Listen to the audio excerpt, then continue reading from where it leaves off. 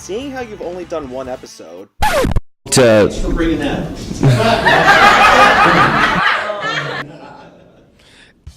Do you hope to do any more in the future? Yeah! That's every night I go to bed. I pray. First thing, one more MLP episode. Just one more.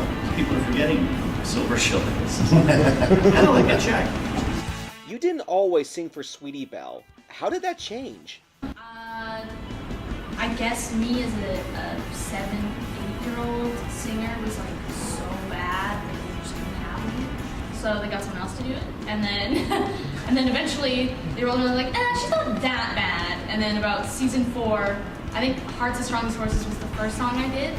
And then since then I've been singing for my character, which is really fun, and I love working with Daniel. He's like so easy, and we just have like something that clicks with us. But yeah, I don't really know what the decision behind that was. Well, because Michelle is a ringer. I mean, she's just so good. Yeah, exactly. But the transition between me not singing and then me suddenly singing, they said, I don't know if this is a real thing, but they said like, oh, when Michelle sings, we can't tell the difference between your two characters, so we need you back. And then I'm like, oh, well, we also sound really similar too. Like Michelle and I's voice are just kind of in the same range, not in singing, but like in speaking as well. It's really fun when they're both in the same house.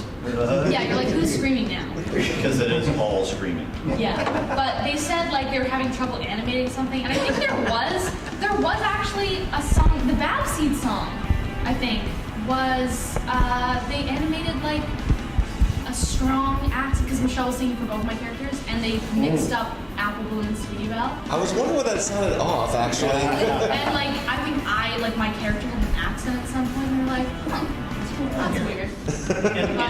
And from behind the scenes, there's also a financial aspect to this, because if they're paying an actor to do another role, that's another payment.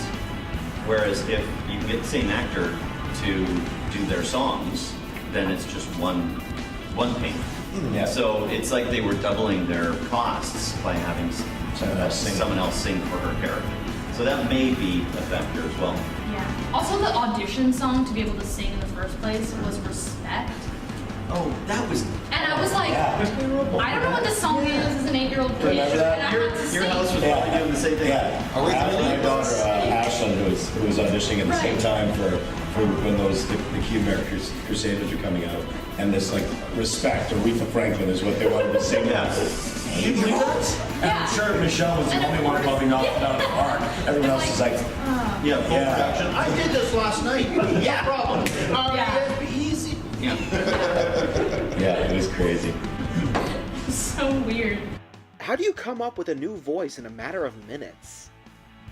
Well, and it's not in a matter of minutes in most cases. Like I said, a lot of the main ones like Filthy Rich or Sheriff Silver Star, Sea Breeze, those ones, I'd auditioned for all those. So I sent in stuff and you come up with it, and they chose my voice out of whoever else auditioned for them. The only ones that are sort of come up with something right now are usually the little 1 or 2 line small things.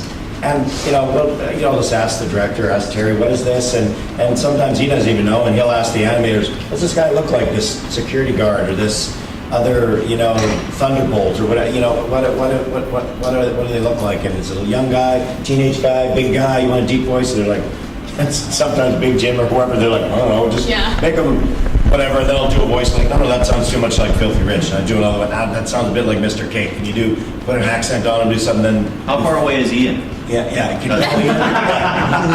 So we just play around for like 5 minutes and come up with something that works. And they're like, good enough, and away we go. Yeah, that's sort of typical with probably everybody that gets something. They don't want you to sound too much like something else you've done, and but close enough to an idea of what they think the character would be. What were your thoughts on your character's adventures in the comic book series? I have not read them, and I didn't know that there was comic books until I think a couple years ago. I was at one of the conventions, and then somebody showed me a comic book for me to sign. I was like, what? This exists? And apparently there's a couple other ones, and I had no idea Babs was even in the comics. It's very exciting that there's more Babs, and I hope she comes back into the show as well. She's in the comic books, What did you think of your character's cutie mark? I was really surprised. Again, I found this out at a convention. Somebody asked me, "How do you feel about this cutie mark?" And I said, "What? This has happened?"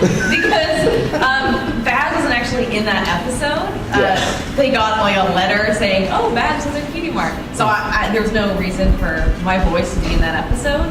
So I was like looking it up. Oh my gosh, this has happened! And it was very exciting, but also kind of surprising to just hear from fans this has already happened. And yeah, it was cool, and I know they brought it up in the episode because Babs is always sort of moving her hair, so sort of hinting at maybe being a hairstylist, and I thought it was kind of interesting. I thought that'd be cool. So. She needs to cut those bangs. I know, they're really making a point about that.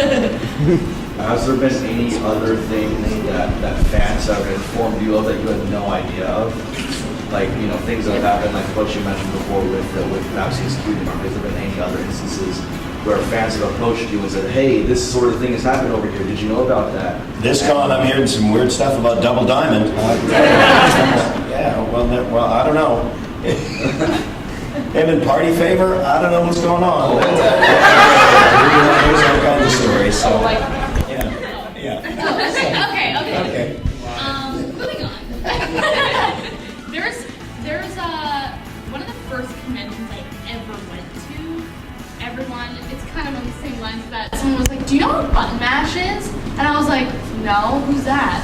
Then they like showed me a photo. I'm like, "Oh, that's so cute." I don't remember, like, is that like a thing on the show? And they're like, "No, we made it up." And I was like, "Oh, okay." And then they're like, "He's dating Sweetie Belle." And I was like, "Oh, okay, good to know." And I had no idea, and it's still kind of a thing today, and they've like put him in some stuff too. That is a purely That was a fan thing it- first, it and was then a part of the fan show. thing that came up with one of the episodes in season 2, the one during The Perfect Stallion song. Perfect Stallion song, yeah. This one's too young. He's on the arcade cabinet Yeah, it playing. was on the arcade. It was basically that 2-second scene where they saw him playing the little game arcade machine, and your character was singing, "This one's too young," and that 2-second scene, they took that concept and just blew out. Oh, okay. It's Wow. typical. Yeah, I had no idea about that.